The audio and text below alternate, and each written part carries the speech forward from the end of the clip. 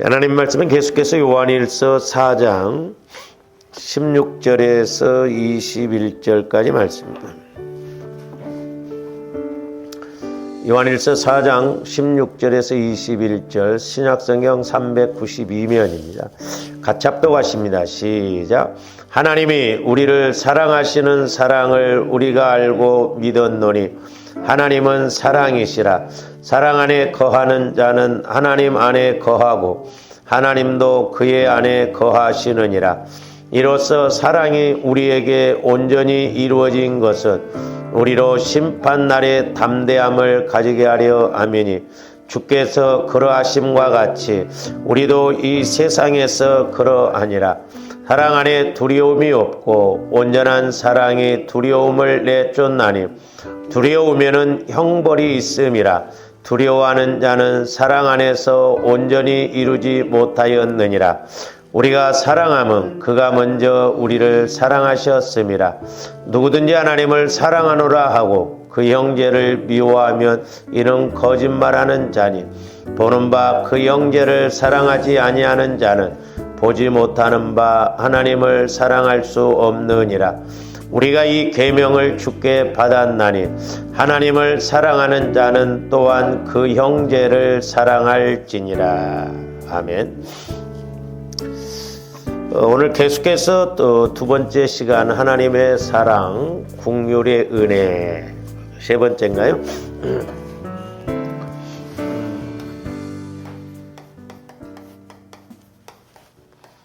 하나님의 사랑 중에 이제 긍휼의 은혜에 대해서는 이제 말씀이라고 하는 것은 이제 주어른들이 물론 지식적으로 배웁니다만은 하나님의 말씀은 영적인 말씀이고 생명의 말씀입니다. 그러니까 주어른들이 영적으로 인격적으로 그러니까 말씀이라고 하는 것이 세 가지적으로 우리가 확실하게 체험돼야죠. 영적으로, 인격적으로, 그 다음에 이제 사실적으로 이렇게 깨달아야 됩니다. 그래서 이 긍휼이라고 하는 것도 우리 기독교에서 그렇게 많이 쓰지는 않는 단어인데 성경에 보면 상당히 긍휼이라고 하는 단어가 많이 나오거든요. 그러니까 이것은 이제 긍휼이라는 것은 불쌍히 여기는 마음보다도 더 이렇게 위에 그런 마음이라고 생각할 수가 있습니다. 그래서 주어른들이 긍휼이 뭔가. 근데 이제 이 긍휼을 알려면 긍휼도 마찬가지고 이제 하나님 사랑도 마찬가지입니다만은 주어른들 하나님의 사랑을 내가 좀 체험을 해보고 적어도 하나님과 성령을 통해서 영적으로 인격적으로 사실적으로 이걸 우리가 알아야만이 이 긍휼의 은혜가 뭔가. 이것도 이제 우리 마음, 인격이잖아요. 긍휼한 마음. 그래서 주어른들이 늘 하나님과 내가 이렇게 교제가 이루어지는 그러니까 교제가 이루어지는 이 기도가 중요하다는 거죠. 교제.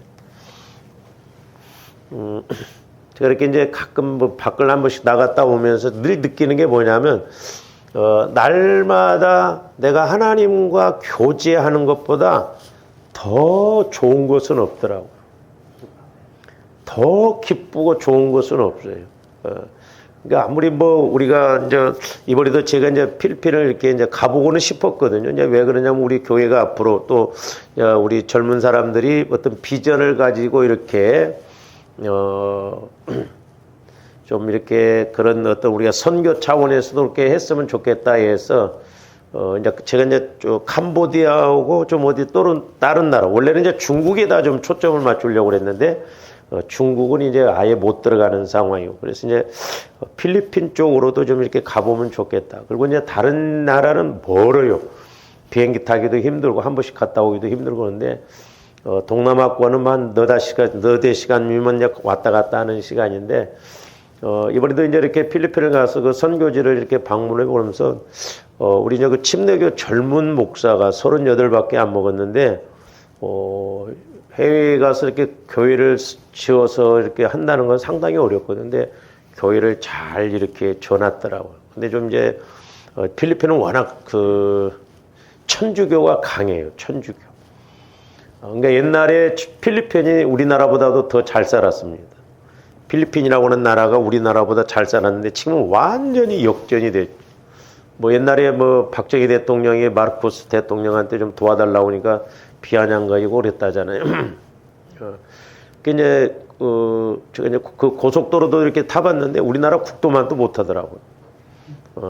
아주 낙후됐거든요. 근데 이제 젊은 사람들이 상당히 많은 그런 이제 지역이고 그리고 이제 나이들이 들어서 그런지 어디 많이 못 돌아다녀 봤어요.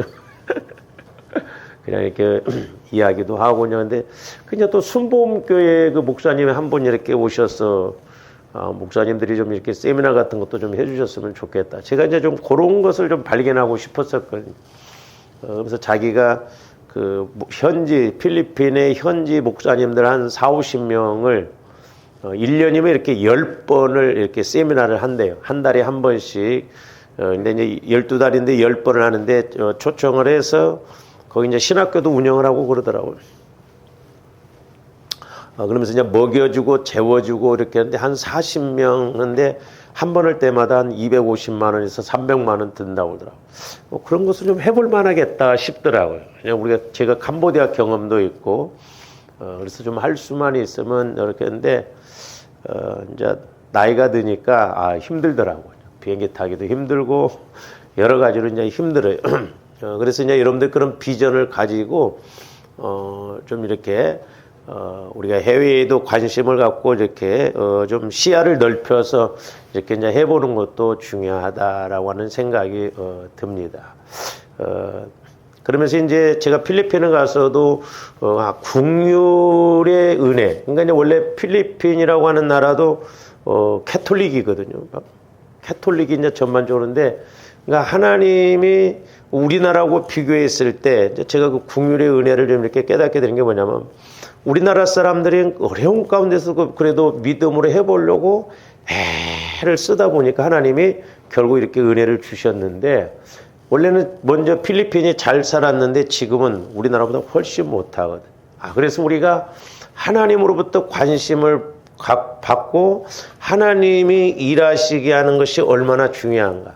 그래서 적어도 저와 여러분들이 하나님과 교제가 이루어지는, 그래서 이제 이번에 우리 침례교회 목사님 은퇴하시고 총회장까지 하셨던 분인데, 거기 이제 선교센터를 하나 이렇게 뭐 생각지도 않게 자기 뭐 믿지 않는 조카가 이렇게 해서 관리하라고 그래서 이제 그렇게 같이 해서 이제 그분의 이렇게 이야기도 들어보고 그랬는데, 그 목사님도 기도를 영성이 상당히 있으신 분이더라고요.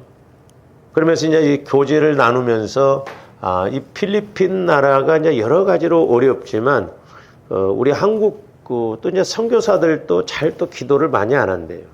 상황이 그러다 보니까. 그래서 적어도 저와의 교제가 이루어져야 내가 하나님의 사랑도 알고, 또한 교제가 이루어져야 하나님 사랑 안에서 이 국률도 알구나. 저도 이제 제가 이렇게 가끔 이렇게 밖을 나갔다 오면서 보면 믿음이 조금씩 깨지거든요. 내 믿음이 깨지면서 영적으로 이렇게 힘든 것을 느낄 수가 있거든요. 그래서 내가 하나님과 날마다 교제하면서 그 영적인 믿음을 잃지 않는 것이 제일 중요하구나. 이게 잃어먹어버리면 우리 기독교가 힘이 없고 종교 생활이 돼버린다. 그래서 이제 여러분들도 늘 내가 기도해서 하나님과의 관계, 줄기를 놓치지 말고 우리의 영적인 이 믿음을 잃어먹어버리면 아무것도 아니에요. 그래서 가끔 제가 이제 느끼면서 어떤 이렇게 하나님과 매일 이렇게 성령의 교제를 통해서 가는 은혜가 흔들리고 리듬이 깨져버리면 결국 이것도 아니고 저것도 아니고, 그러다 보니까 성도들도 뭐 이제 영적으로 전혀 감각이 없이 육신적으로 가려고 하면 결국 영적으로 멀어지고 타락할 수밖에 없구나, 그런 걸 느낍니다. 그래서 적어도 저와 여러분들이 이렇게 하나님과 내가 교제를 이루어야 이제 하나님의 사랑도 알고, 때로는 하나님의 그 심정을 통해서 하나님의 이제 이 국률을 알 수가 있거든요.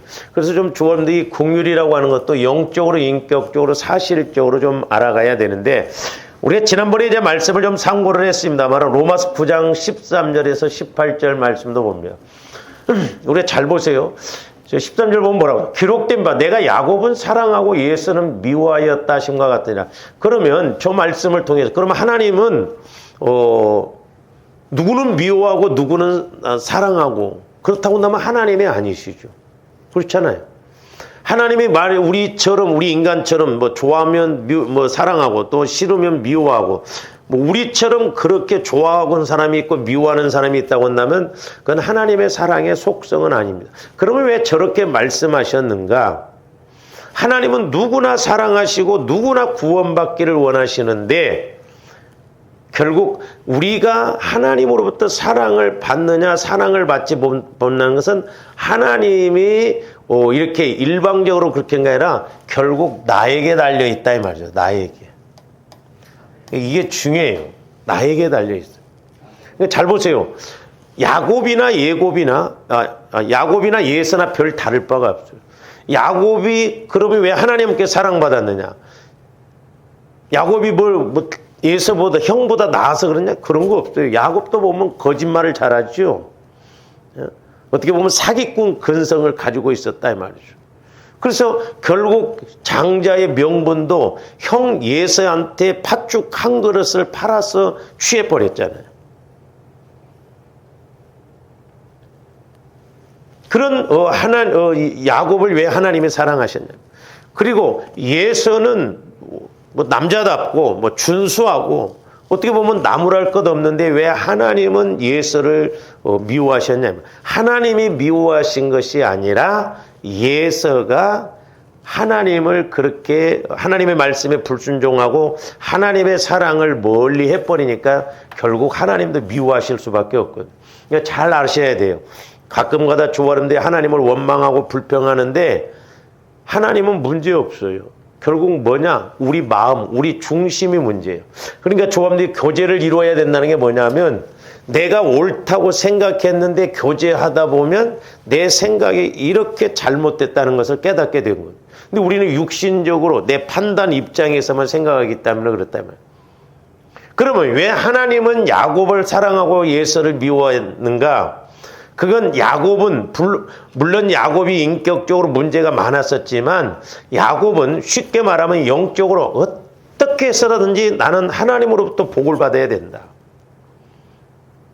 그래서 하나님께 초점을 맞추고 몸부림쳤던 그 야곱이거든요. 그러니까 하나님이 사랑하시는 거예요. 오늘날 조합들도 마찬가지입니다.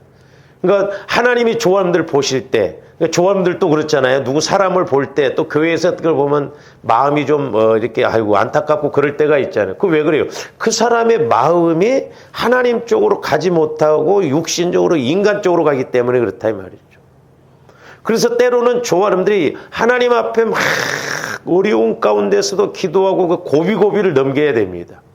근데 우리는 그 고비를 못 넘기거든요. 내 육신적인 측면에서만 생각. 이게 중요해요. 그래서 조아름들이 신앙생활하면서 하나님과 교제를 통해서 하나님의 사랑 이런 것도 다른 것도 다 마찬가지인다면은 우리가 좀 분별을 잘해야 됩니다. 분별을 잘해야 돼요. 영적으로 분별을 잘해야 돼요. 그러니까 어떻게 보면 내 영적 상황이 이렇다고 나면 때로는 어떤 상황이 있다 할지라도 그 어려움을 이기고 넘어가고 우선순위를 잘 알고 그렇게 가야 되는데 마귀가 가만히 두지를 않거든요. 결정적으로 한 방을 먹여서 결정타를 남겨버리면 이렇게 결정타를 날리는 경우가 없잖아요. 있잖아요. 그러니까 진짜 조언들이 해볼 수 없는 상황에서 해보려고 할 때 내가 어려움 가운데 있음에도 불구하고 해보려고 할 때 하나님은 그 중심을 보신다 이 말이야. 아, 네가 그렇게 어렵고 힘든 가운데서도 나만 바라보고 믿음으로 살려고 애를 쓰는구나. 그럴 때 하나님이 나를 긍휼하게 주시고 은혜 주시죠. 그냥 육신적으로 나 할 일 다 하고 뭐 내 생각대로 다 하고 그렇게 가고 복 달라고 하나님은 너무너무 정확해요. 저는 이런 면에서 하나님은 공의 하나님, 무서운 하나님이라고 보거든요. 그래서 좀 더 때로는 하나님의 눈치를 봐야 돼. 하나님의 눈치를. 눈치 없이 하나님은 지금 이렇게 좌하고 있는데 우리는 우에서 가고 먼저 할 일과 나중 할 일. 또 내가 하나님께 초점을 맞춰야 되는가 못 맞추는가 이런 문제에 있어서 하나님이 우리의 중심을 보시고. 그러니까 야곱은 물론 그가 거짓말을 해서라도 장자권을 뺏어오려고 했던 것은 뭐냐면 야곱은 나는 어떻게 해서든지 하나님으로부터 복을 받아야 되겠다는 그런 믿음을 가졌다고 한다면, 예서는 하나님이 그렇게 장자권을 주셨음에도 불구하고 하나님의 말씀, 장자권을 거부해버려 무시하는 그것이 됐다. 그러니까 하나님은 예서를 미워하고 야곱은 사랑했다는 거죠. 그러니까 오늘날도 조화름들이 고비고비 있어요. 근데 우리가 영적 상황이 다 다르거든요. 그러니까 예를 들어서 저 사람은 1시간 기도해도 될 사람이지만 나는 2시간 기도해야 된다 이 말이에요. 그러면 저 사람 1시간 기도하고 끝났을 때 나는 잠을 안 자고서라도 2시간을 기도해야 되거든요. 그래서 그런 고비를 넘겨야 되는데 우리는 상대적으로 같이 가버리고 그러면 안 되거든. 그러니까 우리가 애들도 그러잖아. 네가 지금 놀 때냐? 에? 시험은 개떡같이 맞춰갖고 와갖고 막 내일 시험이라도 잘 보려고 막 공부를 더 거는데 시험도 못 보고 왔으면서 또 만화나 보고 뭐 또 게임이나 하고 딴짓하고 해서 엄마가 얼마나 성기나. 똑같아요. 속성은 하나님도 마찬가지더라고. 그러니까 분별이 안 되니까 그렇다 이 말이죠. 내가 지금 뭘 해야 할지를. 이런 면에서 안타. 제가 옛날에 이제 우리 지방에서도 이렇게 보면 큰 교회 목사님들은 그만큼 일어났으니까 뭐 그렇게 해도 되고 뭐 안 해도 되고 그러거든. 근데 이제 개척하고 이제 막 시작한 목사님들이 큰 교회 목사님이 그렇게 한다고 해서 같이 가면 안 되거든. 그렇잖아요. 같이 가면 안 된다 이 말이죠. 교회 안에서도 가끔 그런 경우가 없잖아요. 뭐 김 집사가 이러니까 나도 뭐 이렇게 해야 돼. 아니라니까. 우리는 상대적으로 신앙생활하면 안 돼요. 내가 하나님과 1대1로 신앙생활을 해야 된다 말이죠.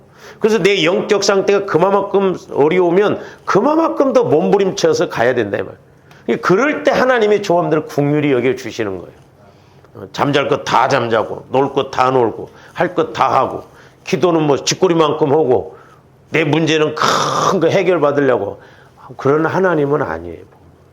너무나 우리가 하나님을 모르고 믿고 나갈 때가 많거든요. 사람이 무엇으로 심든지 그대로 거둔다고. 그래서 저도 목회자이지만 뭐 결과는 하나님께 맡기고 내 중심이 하나님 보시기에 그래도 인정할 만하고 합당한가. 그걸 점검을 해야 돼요. 우리가. 여러분들이 뭘 하든 그렇다고 해서 뭐 잠자지 말라는 거 아니에요.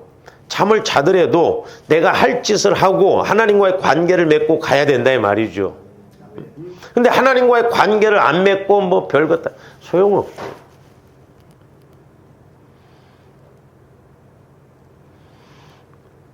이번에 이제 우리 목사님들도 이렇게 갔는데, 나이가 저보다도 다 한두 살, 뭐 서너 살 이렇게 어려요. 근데 나보다 더 골고루더라고. 아픈 데가 그렇게 많더라고.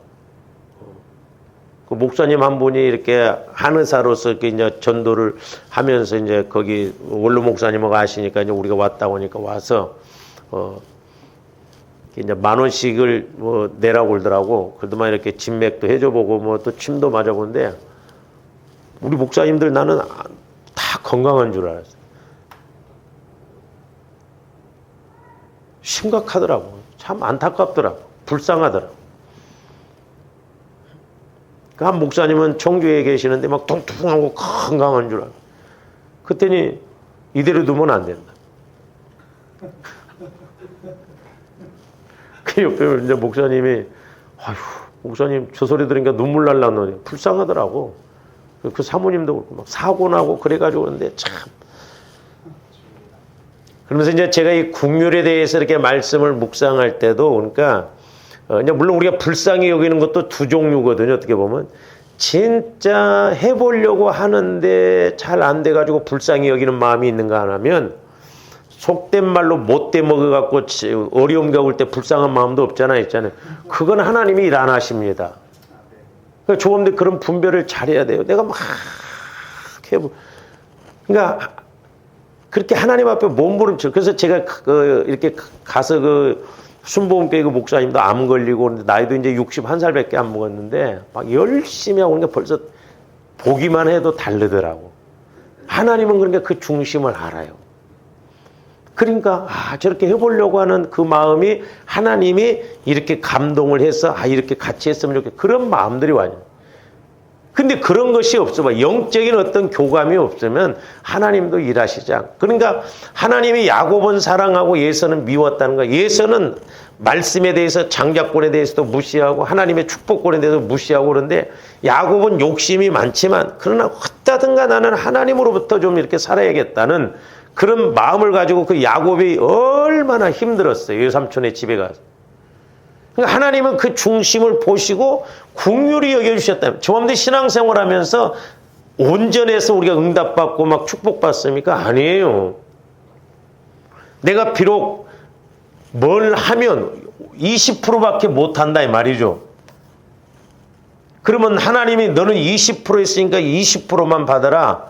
물론 그런 경우도 없잖아 있지만 저한테 제가 이 긍휼에 대해서 기도를 하면서 깨달은 게 뭐냐면 우리는 긍휼의 은혜를 입어야 되겠다. 그래서 나는 한계가 있어. 나는 아무리 애를 써도 내가 한계가 있어. 20%밖에 한계밖에 안 나타나. 그러나 하나님, 이게 내가 믿음으로 해보려고 할 때 하나님은 80%에 대해서 긍휼히 여겨주셔서 100%를 이루시더라 이 말이죠. 그래서 사실 이 긍휼이라는 것은 어떻게 보면 신앙생활하면서 조함들이 잘 이렇게 기억하시고 가시는 게 보화 중에 보화입니다. 영적인 보화예요. 조범대 하나님의 긍휼의 은혜를 받아야 돼요. 저는 조금이나마 그걸 깨달았었거든요. 그러니까 예를 들어서 우리 목사님들을 볼 때도 그렇고 뭐 다른 사람을 볼 때도 그랬. 이 긍휼의 마음이 얼마나 중요한가. 내 힘은 20%밖에 없는데 하나님께 내가 믿음으로 막 살아가려고 할 때 하나님은 8명을 통해서 예를 들어서 10%를 이렇게 일하시게 하면 80% 되잖아요. 그러니까 8명이 봤을 때 참 저 사람 불쌍하다. 도와줘야 되겠다. 이게 긍휼이거든요. 이게 끌어당기는 힘이다 이 말이죠. 이런 것들이. 그래서 조언데 이 긍휼이라는 건 그냥 이론적으로 하는 게 아니라 내가 체험을 해서 나도 긍휼의 마음을 가지고 뭔가 긍휼히 여기는 그런 믿음 생활이 되죠. 그래서 긍휼은 팔복에 들어있다고 그랬잖아요. 긍휼히 여기는 자는 긍휼히 여김을 받는다고.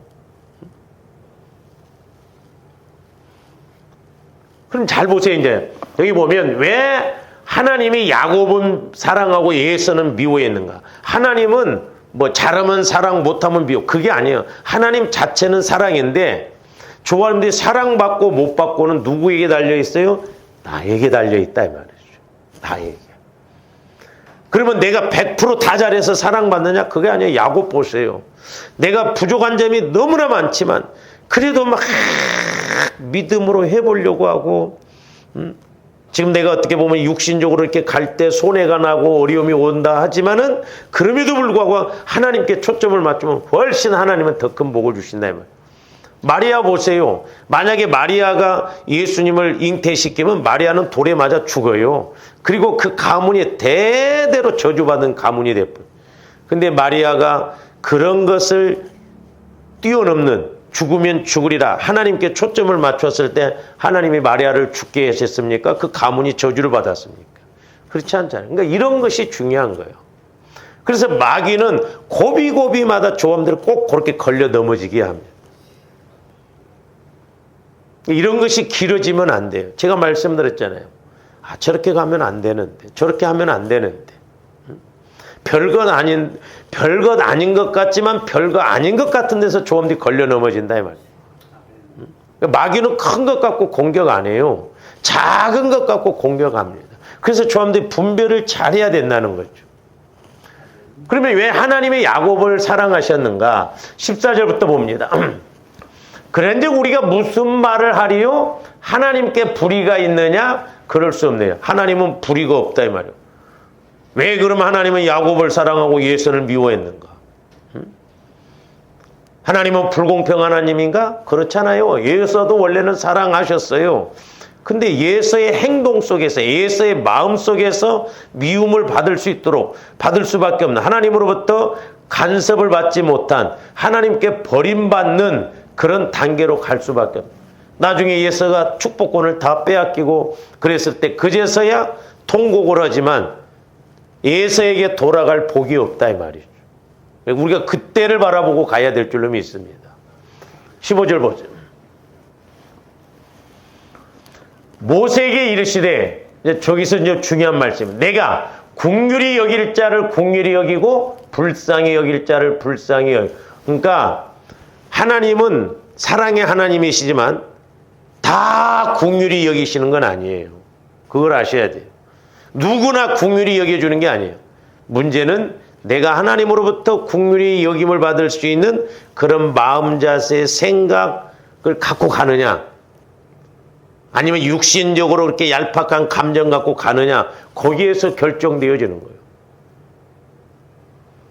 그렇기 때문에 조합대 하나님으로부터 긍휼히 여김을 받고 하나님으로부터 불쌍히 여김을 받아야 될 줄로 믿습니다. 그러니까 아까 말씀드렸습니다마는 사람도 보면 예수를 믿어도 자기가 못 깨닫고 그렇게 해서 어려움을 겪었을 때 안타까운 마음에서 불쌍히 여기는 마음이 있는가 하면, 어떤 사람은 믿음으로 살아보려고 할 때 참 우리가 예를 들어서 하나님이 도와주시고 이렇게 하고자 하는 그 불쌍함, 그 은혜를 우리가 입어야 돼요. 그러니까 사람이 보더라도 막 도와주고 싶고 기도해주고 싶고 뭔가 위로해주고 싶고 이런 마음이 긍휼의 마음이에요. 근데 그 사람이 신앙생활을 정상적으로 이렇게 안 하고 믿음으로 해보려고 안 하면 영적인 마음에서 보면요 똑같아요. 내가 하나님 앞에 했던 건 사람이 옆에서 봐도 그렇게 안 나옵니다. 그런 마음이.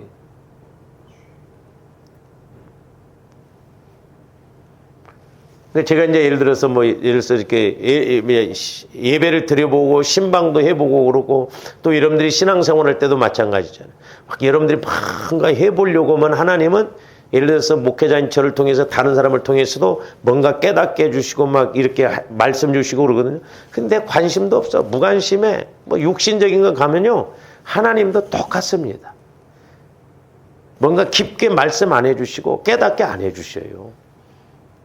사람이 무엇으로 심든지 그대로. 그래서 조합들 마음을 자꾸 성화를 일으켜서 하나님이 나를 보실 때 도와주고 싶어 하시는 마음, 불쌍히 여기시는 마음, 나를 긍휼히 여기시는 마음, 우리가 그 은혜를 늘 입어야 될 줄로 믿습니다.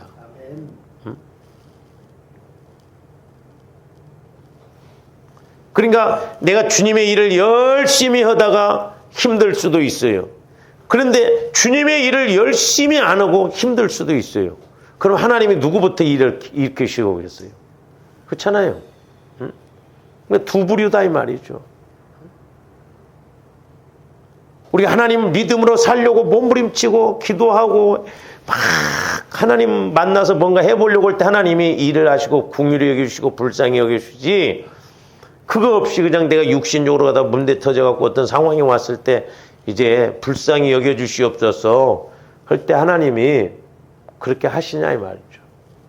이런 것이 두렵더라 이 말이죠. 그래서 하나님이 무조건 다 긍휼히 여겨주는 게 아니에요. 저와 여러분들이 힘들고 어렵고 부족한 가운데 있음에도 불구하고 하나님이 조함들을 보시면 도와주고 싶으시고 말씀해 주시고 싶으시고 뭔가 일을 해주고 싶으시는 그런 영적 단계가 이루어져야 될 줄로 믿습니다. 그러면 16절, 그런즉 원하는 자로 말미암도 아니요 다른 박전하는 자도 말미암도 아니요 오직 긍휼히 여기시는 하나님으로 말미암까. 그러니까 막 내가 원한다고 되는 게 아니요, 내가 막 다른 박질한다고 해서 하나님이 일하시는 것도 아니에요. 그래서 우리는 하나님의 사랑을 힘입어서 나도 그 사랑 따라서 막 그렇게 가려고 할 때 하나님도 사랑으로서 우리를 긍휼히 여겨주실 줄로 믿습니다. 그러니까 긍휼히 여김을 받는, 하나님이 나를 보실 때마다 참 긍휼히 여겨주실. 그러면 저는 그렇게 생각해요. 저런데 하나님이 긍휼히 여겨, 아이고 그렇지 힘들지 참 불쌍하다, 그 하나님은 그걸로 끝나시지 않아요. 그러니까 이 긍휼은 어떻게 보면 하나님이 일하시게 하는 힘이에요. 힘. 하나님이 일하실 수밖에 없는 능력입니다. 아니, 전지전능한 하나님이 조하님들 볼 때 긍휼히 여길 때 그래 그냥 너 그대로 가라 그렇게 했습니까? 분명히 긍휼을 통해서 하나님 우리가 응답도 주시고 복도 주시는 거예요. 계속 봅니다. 성경이 바로에게 이르시되 내가 이 일을 위하여 너를 세웠으니, 자 보세요. 그러니까 하나님이 바로를 세우셨어요. 그래서 이제 긍휼을 비교를 합니다. 너로 말미암아 내 능력을 보이고 내 이름이 온 땅에 전파되게 하려 함이라 하셨으니 그러니까 바로는 하나님을 몰랐잖아요. 그래서 바로는 어떻게 보면 하나님이 일하시고자 함에 있어서 반대로 쓰임받았어요. 긍휼히 여김을 못 받았어요. 그래서 18절 뭐라고 그래요? 그런즉 하나님께서 하고자 하시는 자를 긍휼히 여기시고 하고자 하시는 자를 그러니까 바로는 완악하게 하나님의 순종하는. 그러나 이스라엘 백성들은 긍휼히 여겼다. 모세는 긍휼히 여겼다 이 말이죠. 그래서 저와 여러분들이 악한 도구로 쓰임 받으면 안 되고 선한 도구로서 하나님이 나를 보실 때 긍휼히 여기셔서 응답도 주시고 축복도 주시고 은혜를 받게 하는 그런 단계로 가야 될 줄로 믿습니다. 물론 이건 믿음의 수준이지만 저 개인적으로는 생각의 수준이라고 봐요. 좀 더 영의 생각의 수준. 그러니까 때로는 우리가 육신적인 수준을 보면 내가 이렇게 막 어떤 상황이 오면 우리는 육신적인 수준, 오늘 힘들겠다, 못하겠다, 안 되겠다 그렇게 생각하고 가잖아요. 근데 오히려 그럼에도 불구하고 내가 그걸 뛰어넘어서 믿음으로 갈 때 하나님도 좋으시고 나도 좋고 내가 인간적으로 가는 방법보다 훨씬 더 좋은 복을 주신다 이 말이죠. 그러니까 이제 여론의 예화가 이게 맞을지 모르겠지만 어떤 집사님이 이제 두 집사님이 있는데 그 집사님 한 집사님도 1학년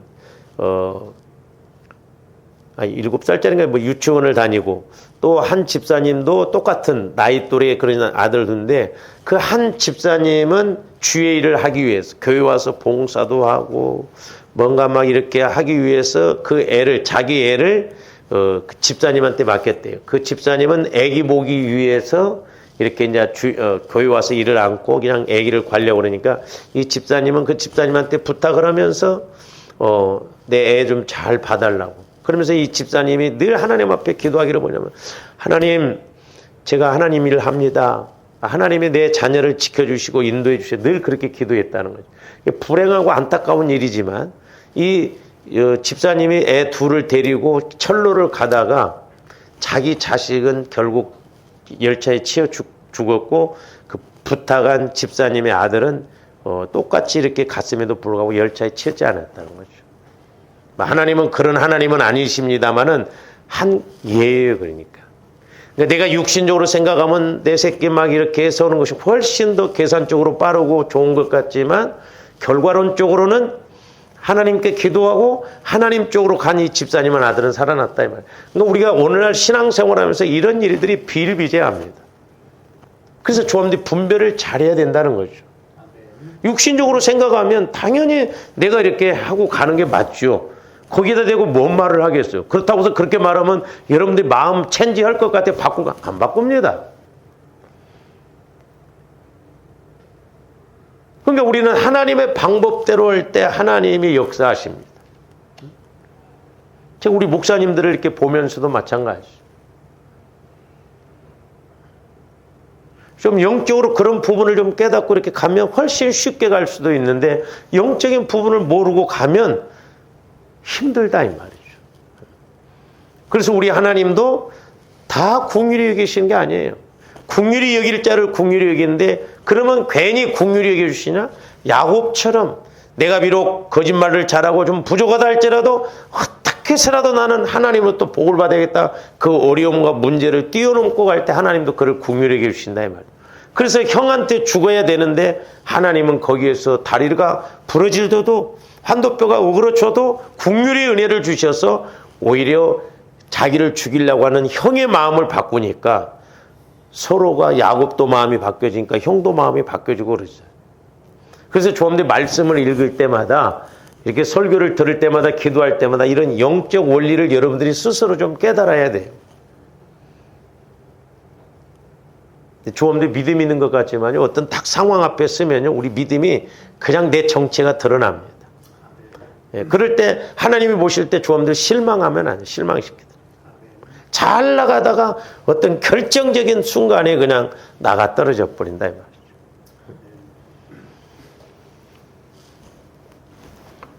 그래서 하나님은 누구나 다 사랑하시지만 그러나 사랑받고 못 받고는 나에게 달려있다. 하나님은 누구나 긍휼히 여기시기를 원하시지만 분명히 다 긍휼히 여겨주시는 것이 아니라 긍휼히 여김을 받을 자가 있다는. 그럼 누구를 긍휼히 여기시는가? 우리가 말씀을 통해서 우리가 그런 부분을 깨달아야 돼. 그 다음에 로마서 이제 11장 30절에서 32절도 봅니다. 너희가 전에는 하나님께 순종하지 아니하더니 이스라엘이 순종하지 아니함으로 이제 긍휼을 입어요. 그러니까 잘 보세요. 이제 말씀을 이제 조화 여러분들이 이렇게 읽으면서 좀 깨닫고 우리가 가셔야 되는데 그러니까 이제 우리가 말씀을 보면 하나님의 사랑 안에서 이 긍휼의 은혜가 나온다고 그랬어요. 근데 저기서는 보면 뭐라고 그러냐면 너희가 전에는 하나님께 순종하지 아니하더니 조함들을 말하는 거예요. 옛날에 조함들이 하나님을 안 믿었잖아요. 근데 이스라엘이 순종하지 아니함으로 이제 그러니까 하나님은 이스라엘을 선택해서 선민으로 택하셔서 세계에 예수 그리스도를 알리기를 원했는데 이 이스라엘 백성들이 잘못 하나님을 믿었다 이 말이죠. 순종을 안 했어요. 오늘날 저런 말씀들 나에게 적용할 때 조함되잖아요. 그러니까 조함들이 우리가 하나님께 순종할 때 이 긍휼의 은혜도 온다는 거죠. 근데 우리가 하나님께 순종하지 않으면 긍휼의 은혜가 뭔 말이냐? 이스라엘 백성들이 불순종함으로 말미암아 저와 여러분들이 긍휼의 은혜를 받은 거예요. 구원받는 은혜. 그 뜻이에요. 그래서 31절 이와 같이 이 사람들이 순종하지 아니하니 이는 너희에게 베푸시는 긍휼로 이제 그들도 긍휼을 얻게 하려 하심이라. 그러니까 이스라엘 백성들이 순종하지 아니함으로 저와 여러분들이 긍휼을 얻었어요. 근데 내가 또한 하나님께 순종함으로 말미암아 다른 사람이 긍휼의 은혜를 받습니다. 좀 이해가 됩니까? 이게 뭔 말인지? 그래서 내가 한마디로 그냥 단순하게 1단계 이런 긍휼은 뭐냐면 하나님께 순종할 때 어떤 말씀이든지 내가 그걸 감당하고 아까 마리아처럼 순종할 때 긍휼의 은혜가 와진다 이 말이죠. 다른 사람에게도 긍휼히 그러니까 조함들이 하나님께 순종하고 나갈 때 내 기도에 대해서도 긍휼히 여길 때 다른 사람도 변화시키고 응답도 주시거든요. 제가 좀 설명을 좀 이렇게 좀 제대로 잘 못하는데 그러니까 그래서 이 사랑 안에서 순종하고 말씀 안에서 순종하고 나가는 건 결국 내가 하나님부터 긍휼의 은혜를 받고 긍휼의 은혜를 받고 가다 보니까 내 기도가 다른 사람도 변화시킬 건 변화시키고 문제도 해결할 건 해결하고 축복을 받을 건 축복받게 해주신다는 거죠. 그래서 이 긍휼의 은혜를 받는 것이 중요하다 이 말이에요. 그 반대로 이스라엘 백성들이 순종하지 못함으로 그 긍휼의 은혜가 나에게 넘어왔다 이 말이죠. 이것을 잘 이렇게 종합시켜 보면 내가 불순종하면 하나님이 나에게도 긍휼의 은혜가 없구나. 그렇죠? 왜? 이스라엘 백성들이 불순종함으로 우리에게 긍휼의 은혜가 넘어왔듯이. 오늘날도 내가 불순종하면 내가 긍휼히 여김을 받아야 할 그 긍휼의 은혜를 못 받는다 이 말이죠. 쉽게 말하면 오늘 네가 새벽에 와서 꼭 기도를 해야 된다.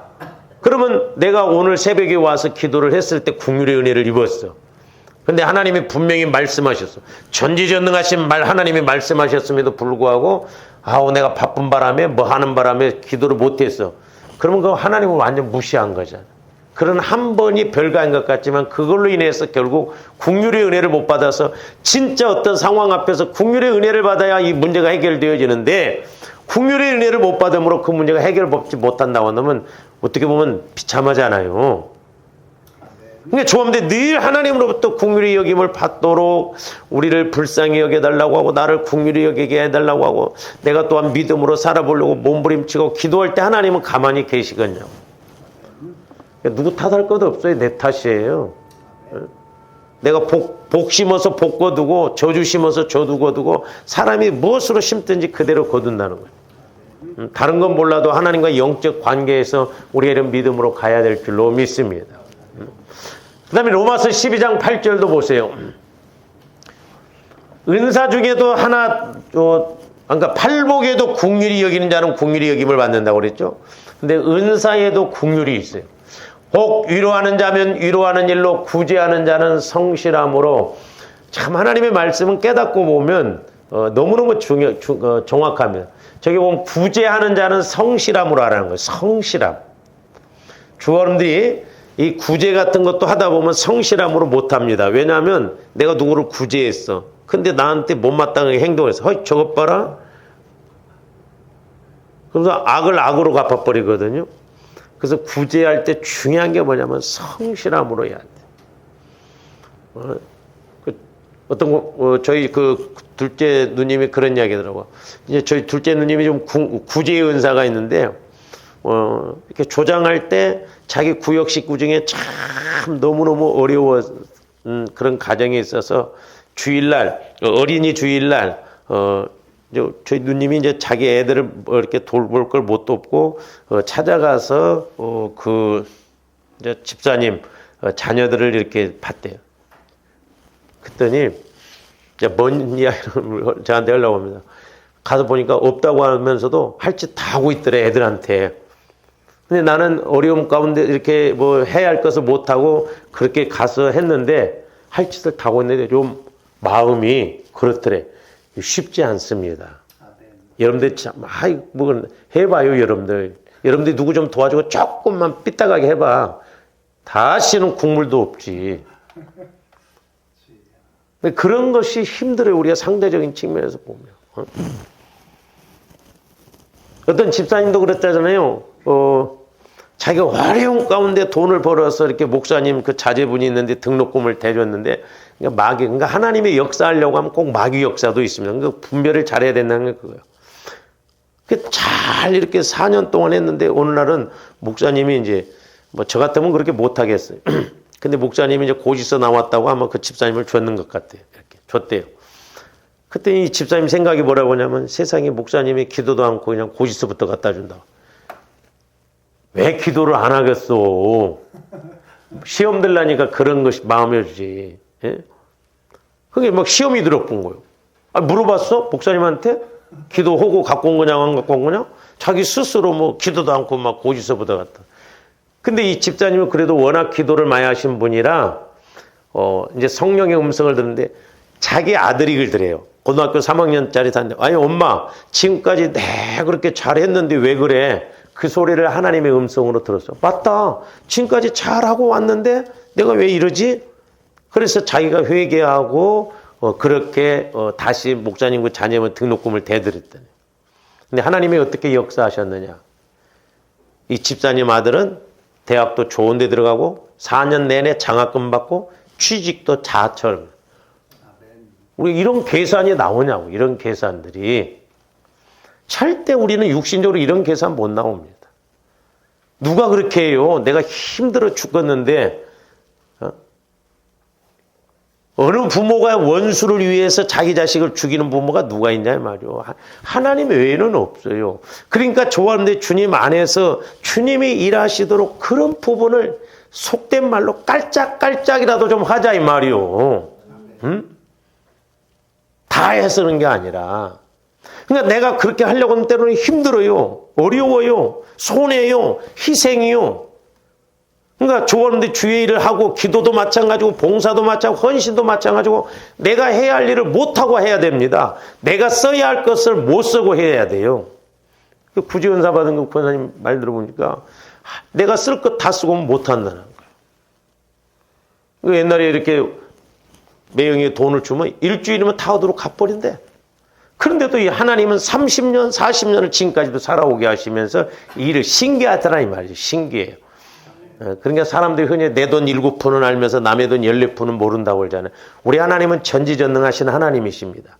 그러니까 하나님이 일하시도록 내가 먼저 하나님 일을 하면 하나님은 내 일을 하신다 이 말이죠. 그래서 하나님으로부터 내가 긍휼의 은혜를 받을 수 있는 좀 그런 믿음을 가져야 돼. 그래서 구제도 성실함으로 해야 됩니다. 그래야 시험 안 들어요. 그렇잖아요. 100% 시험 들어버립니다. 그래서 구제는 개인적으로 하면 안 돼요. 여러분들 개인적으로 하지 마세요. 나중에 꼭 원수 됩니다.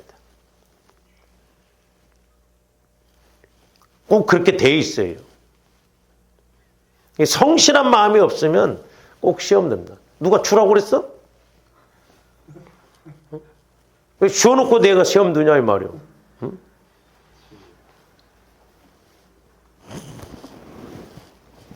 그 다음에 다스리는 자는 부지런함으로. 부지런해야 돼. 우리가 주의를 하려면 부지런해야 됩니다. 게을르면 못해요. 게을른 사람들 주의를 하려고 하지 말아야 돼. 시키는 사람도 힘들어. 부지런해야 돼. 안 시켜도 스스로 알아서 막 착착착착 하고 그래야지. 그래서 하나님은 우유부단한 사람, 게으른 사람은 안 쓰시더라고.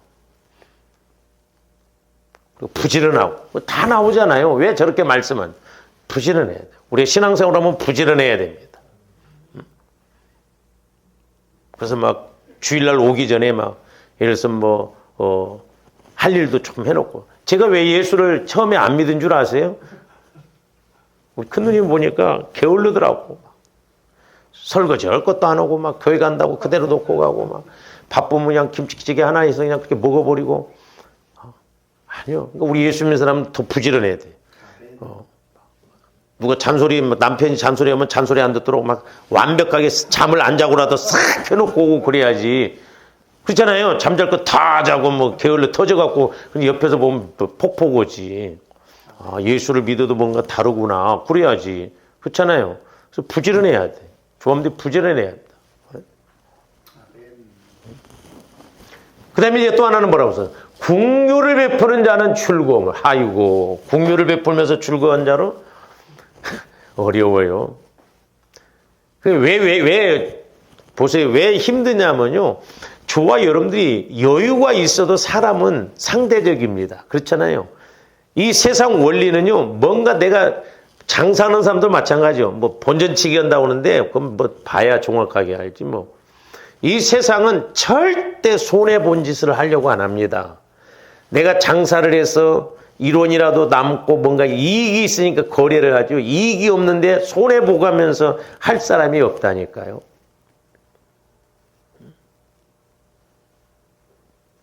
우리는 작은 것도 안 하잖아요. 그러니까 때로는, 그래서 이제 저도 그런 걸 조금 깨달아서, 거기 이제 저는 수지로 이제 치과를 다니는데, 거기 이제 집사님이에요. 원장님이.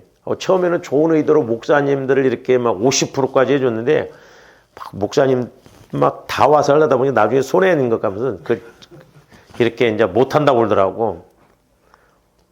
저는 50% 이렇게 이득을 보니까 얼마나 제가 감사해요. 50만 원짜리가 25만 원이면 25만 원을 이익이잖아요.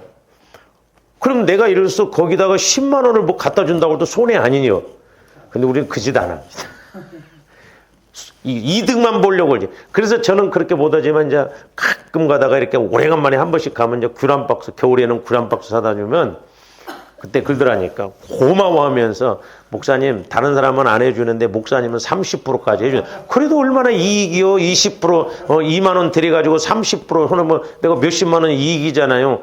우리가 그게 중요해. 주어서 싫다는 사람은 없습니다.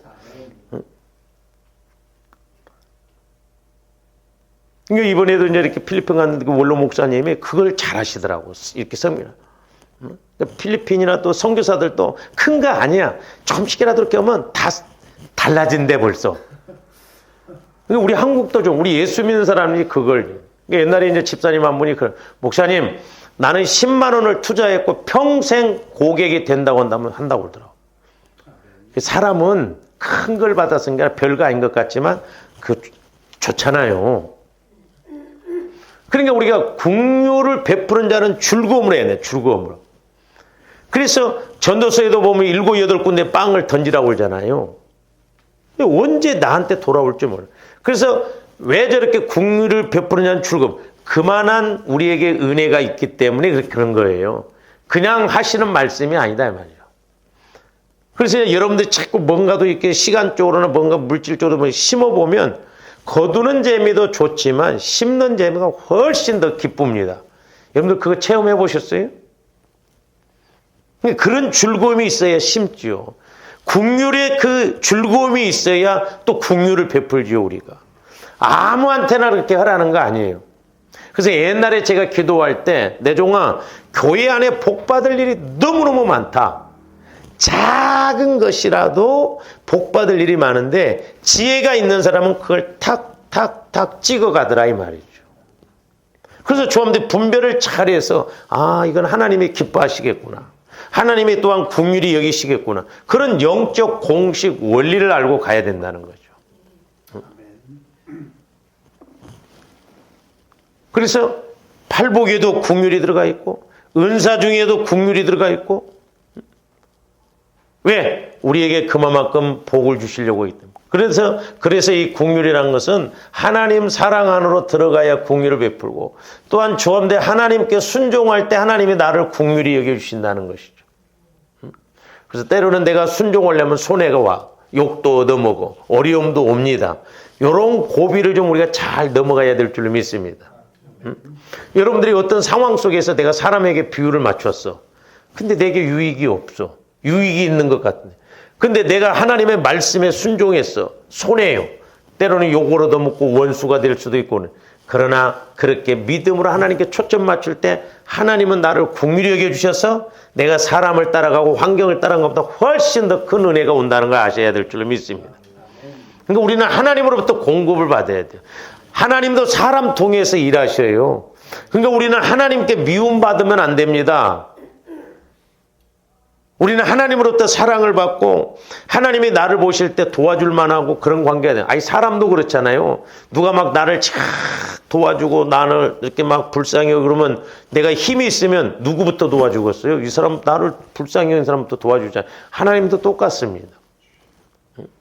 그래서 조함대 하나님과 교제를 해서 영적 원리를 알아서 하나님이 기뻐하시는 것이 뭔가 또 하나님이 원하시는 것이 뭔가 우선순위가 뭔가 그래서 때로는 마귀도 그걸 못하도록 우는 사자와 같이 공격한다는 게 뭐예요? 막 조함들 와서 달달달 볶아 먹습니까? 아니에요. 조함들 마음과 생각을 통해서 하나님께 미움받도록 그렇게 간다 이 말이죠. 그래서 우리가 늘 성령의 인도를 받아야 돼요. 그래서 저기도 보면 긍휼을 베푸는 자는 즐거움으로 하라는 거예요. 즐거움. 주위에 이런 모든 것을 즐거움으로 해야 돼요. 왜? 그만한 은혜가 크고 내가 한 것보다 훨씬 주어지는 복이 크기 때문에 그렇습니다. 그래서 조와 이름들이 이 하나님의 긍휼을 입어야 되는데 그러려면 조함대 하나님 사랑 안에 들어가서 긍휼의 은혜를 체험하고 또한 나도 긍휼을 베푸는 그런 믿음을 가짐으로 아까도 말씀드렸어 누구에게나 긍휼을 베푸는 게 아니에요. 하나님을 저 사람을 지금 하나님이 저 사람을 자 하나님이 이 사람을 긍휼히 지금 보고 계세요.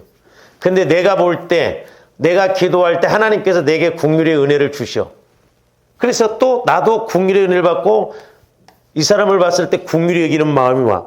그러면 결국 내가 도와주는 거예요? 하나님이 도와주는 거예요? 하나님이 나를 통해서 도와줘. 그러면 이 사람도 좋고 나도 좋고 그렇다 이 말이죠. 왜? 나는 하나님의 사랑과 긍휼을 따라서 실천했기 때문에 내가 한 것이 아니라 하나님이 하시기 때문에 네가 그렇게 하냐? 내가 너에게 복을 줘. 복은 하나님으로부터 받는다 이 말이죠.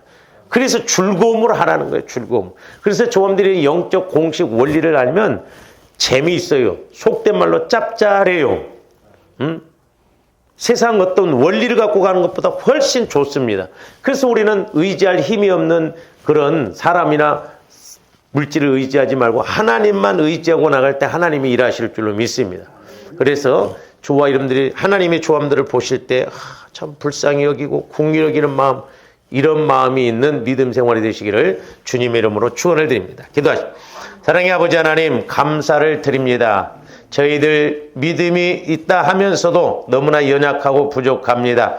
늘 우리가 하나님 믿음 안에 말씀 안에 들어감으로 하나님의 사랑을 알 뿐만 아니라 하나님의 긍휼도 알고 또한 긍휼히 여기는 자는 분명히 우리가 긍휼히 여김을 받는다고 하였사오니 하나님의 긍휼하심 가운데 사는 그날까지 더 나아가 하나님 앞에 섰을 때 오네시모로처럼 아버지 하나님 긍휼히 여김을 받는 저희들 되게 하여 주시옵소서. 감사를 드리오며 예수 그리스도 이름으로 기도하옵나이다. 아멘.